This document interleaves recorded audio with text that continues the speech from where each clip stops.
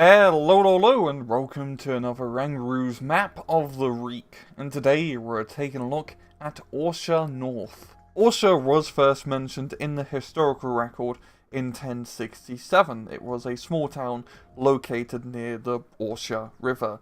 It would fall under Lithuania's control in the 1300s, and then eventually in the 1700s, during the first partition of Poland, it would end up falling into the control of the Russian Empire.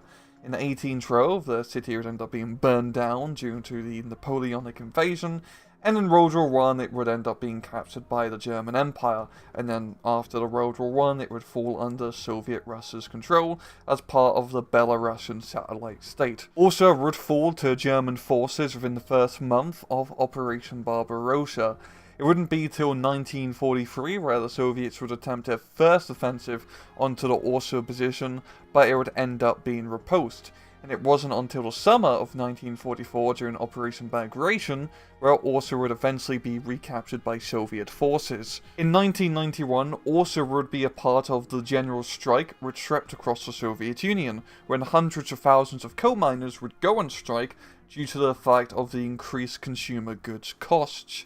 Orsha was located between the Moscow-Leningrad railway line, and so the strikers would end up blocking the line with their own bodies. Eventually, KGB and riot police would be sent in, but they would end up being pulled back after the strikers would send out fuel trains down the lines ready to blow up. The military would end up being called in to try and stop the strike, but they would refuse orders.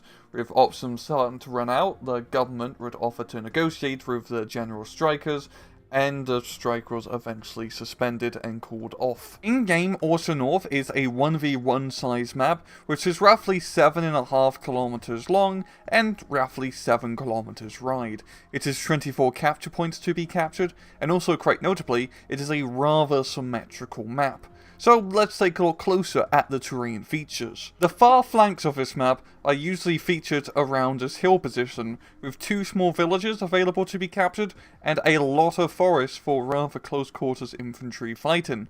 We also have a smaller forest position downhill here with a road connection. The centre flanks feature a rather dense town position, usually with quite a lot of flags available to be captured.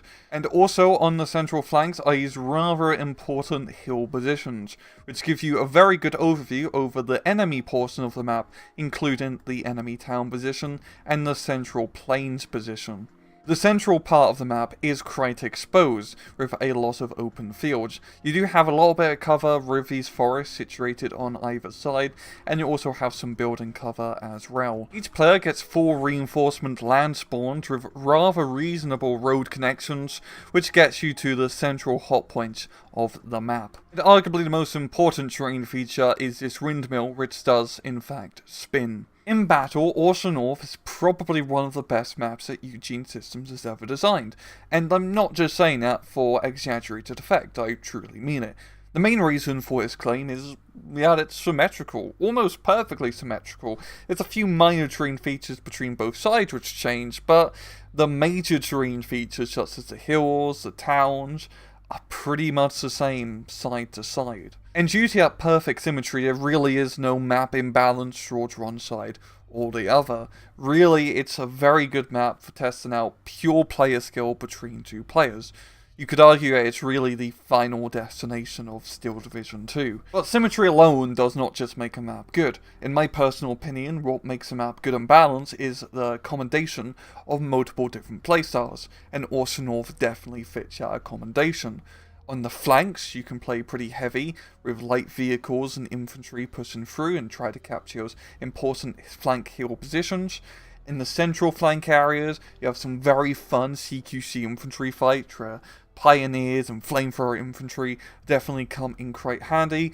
And if you're a little bit more of a long-range division with heavy tanks, the central position is definitely a good place to push. And the central hill positions as well give you a good place to put down your heavy anti-tank and artillery guns. It's also quite fitting that Orsha North is a very good map in my mind. It is one of the first maps introduced in Steel Division 2. During the closed alpha of SD2, the only map available was Orsha North, and let me tell you, playing 4v4s on a 1v1 map back then was pretty crazy. It was Just a lot of 5th Panzer and 2nd Guard tank spam. But also, another reason I think what makes the map good is that they didn't use aerial photography to make the maps.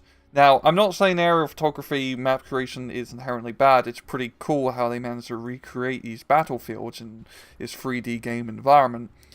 But some of the 3D photography maps are just not very balanced because it just doesn't really work in a game sense. Usually just the lack of roads makes it very hard to actually move up and attack and makes it too easy to spawn camp enemy supply lines. Orsha North doesn't really have this problem as they pretty much designed the map from the ground up and just made it symmetrical to just make easy balancing. And it worked! What also helps too with the balance of the map is that it has rather smart flag placement, as the majority of the flags are very close to the central line of the map, meaning that the map can always ebb and flow between each side, as you only have to push a little bit to get quite a big advantage.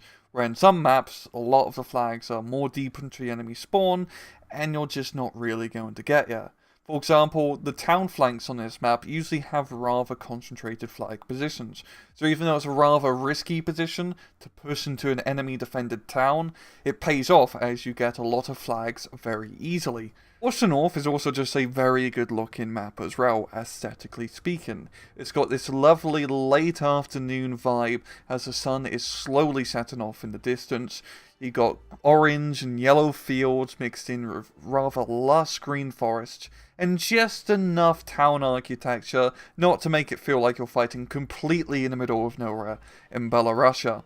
As well, what you're seeing here on the screen is all being recorded with a reshader mod for Steel Division 2. This is how the game looks in vanilla style with the grey tint. But even then, with this grey vanilla tint, it still looks quite good. Overall, as you can tell, I really like this map.